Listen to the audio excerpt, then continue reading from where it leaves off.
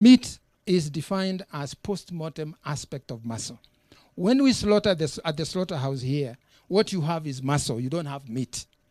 It takes time to get to meat. It takes you about 12 to 24 hours for that animal to go through a post-mortem change. And the most drastic thing you see is the loss of extensibility.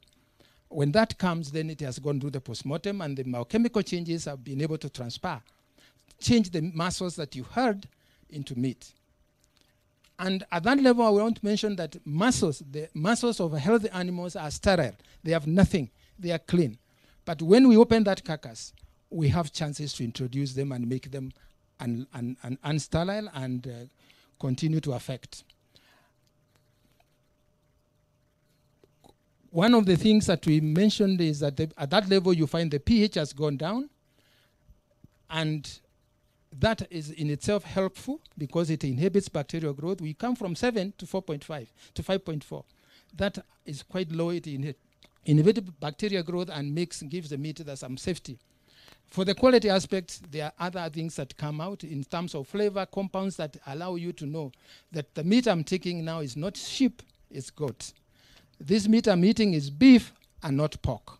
Those are flavor compounds are more released after the meat has gone through that post-mortem change so that you can have it, lady. One aspect that is important is the color of the meat. This is the first thing that the consumer interacts with in terms of meat. That's what he sees. And that color is dependent on the compound we call myoglobin, which is similar to hemoglobin in the blood, which keeps oxygen. And that gives the color of the meat. Depending on how it is handled, that color changes. And if it's kept for some time, it will be dark, but later on that changes into brown. When it changes into brown, some changes that are unhealthy starts coming in that may tell you the meat is getting spoiled.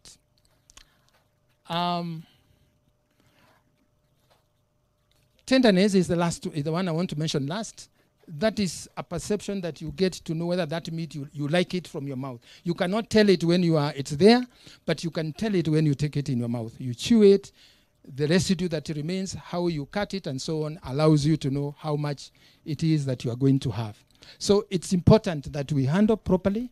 It's important that we have our cold chain, and it's important that we are able to give the meat the tender care it requires so that it can be safe and we can be able to improve the sector. Thank you very much. Asante.